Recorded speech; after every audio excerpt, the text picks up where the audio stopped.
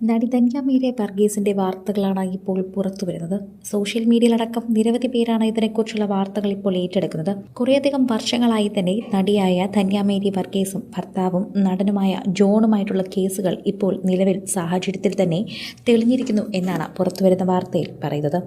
നടി ധന്യ വർഗീസിന്റെയും കുടുംബത്തിന്റെയും സ്വത്തുക്കൾ ഇപ്പോൾ ഇഡി കണ്ടുകെട്ടി എടുത്തിരിക്കുകയാണ് എന്നാണ് പറയുന്നത്.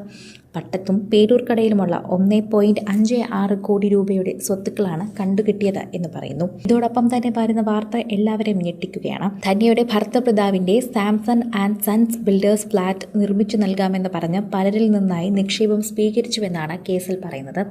കമ്പനിയിലെ ഡയറക്ടർമാരിൽ ഒരാളാണ് ധന്യ വർഗീസ് എന്ന് പറയുന്നു. ധന്യ വർഗീസ് ഇതിനു മുൻപും തന്നെ ഈ വാർത്തയിൽ സോഷ്യൽ മീഡിയയിൽ തന്നെ പലപ്പോഴായി ചർച്ച ചെയ്യപ്പെട്ട ഒരു താരം തന്നെയാണ്. 13 വസ്തുക്കൾ, ഫ്ളാറ്റുകൾ എന്നിവയാണ് ഇപ്പോൾ ഇതിന്റെ പേരിൽ തന്നെ കണ്ടുകിട്ടിയിരിക്കുന്നത്. ഒട്ടും പ്രതീക്ഷിക്കാത്ത രീതിയിൽ തന്നെയാണ് ഈ കേസ് ഇപ്പോൾ മാറി മറിയുന്നത് എന്ന് പറയാം. ധന്യ വർഗീസ് വീണ്ടും കുരുക്കിലായിരിക്കുകയാണ്.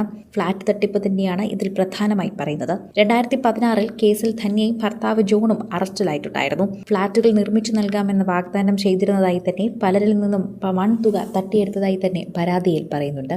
താരത്തിനും Samson and sons builders company ഡയറക്ടറും നടനും ധന്യയുടെ ഭർത്താവുമായ ജോൺ ജേക്കബ്, ജോണിന്റെ സഹോദരൻ സാമുവൽ എന്നിവർക്കെതിരെ കേസെടുത്തിരുന്നു. കമ്പനിയുടെ മാർക്കറ്റിംഗ് മേധാവിയായിരുന്നു ധന്യ. ഫ്ളാറ്റ് നിർമ്മിച്ചു നൽകാമെന്ന് പറഞ്ഞ് വിദേശ മലയാളികൾ ഉൾപ്പെടെ നിരവധി പേരിൽ നിന്നും പണം വാങ്ങിയ ശേഷം കാലാവധി കഴിഞ്ഞിട്ടും ഫ്ളാറ്റ് നിർമ്മിച്ചു നൽകാത്തതാണ് കേസിൽ പറയുന്ന പ്രധാനപ്പെട്ട കാര്യം. 2011 മുതൽ നഗരത്തിലെ വിവിധ പ്രൊജക്ടുകളിലായി 500ഓളം ഫ്ളാറ്റുകൾ, 20 വില്ലകളും 2 വർഷത്തിനകം പൂർത്തിയാക്കി നൽകാമെന്ന് വാഗ്ദാനം നൽകി പലരിൽ നിന്നായി 100 കോടി രൂപ അമിത പലിശ ഈടാക്കിയെന്ന് പറഞ്ഞാണ് 30 കോടിയോളം രൂപയും തട്ടിച്ചെന്ന പരാതിയിൽ കേസ് വരുന്നത്.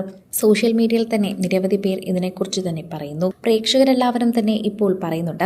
ബിഗ് ബോസിലെ കഷ്ടപ്പാടുകൾ വീണ്ടും ഓർത്തതിനെ കുറിച്ചൊക്കെ തന്നെയും സംസാരിച്ചിട്ടുണ്ടായിരുന്നു. ആത്മഹത്യയെക്കുറിച്ച് പോലും ചിന്തിച്ച അവസരങ്ങളായിരുന്നു മുൻപുണ്ടായിരുന്നതെന്ന് ധന്യ വർഗീസ് തന്നെ പറഞ്ഞിട്ടുണ്ടായിരുന്നു. ബിഗ് ബോസിൽ വന്നതിന് ശേഷമാണ് താൻ ആ സമയത്ത് അനുഭവിച്ച കുറേയധികം കാര്യങ്ങളെക്കുറിച്ച് പറഞ്ഞത്. സോഷ്യൽ മീഡിയയിൽ തന്നെ നിരവധി പേർ ഇതിനെക്കുറിച്ച് സംസാരിക്കുന്നു. പ്രേക്ഷകരെല്ലാവരും തന്നെ സംസാരിക്കുന്ന ഇതേ കാര്യങ്ങൾ അതുപോലെ സോഷ്യൽ മീഡിയയിൽ ചർച്ച ചെയ്യുന്നുണ്ടെന്നും പറയാം. ധന്യ വർഗീസിനും ഭർത്താവിനും ഉടൻ അറസ്റ്റ് ഉണ്ടാകുമെന്ന് തന്നെയാണ് അറിയിക്കുന്നത്.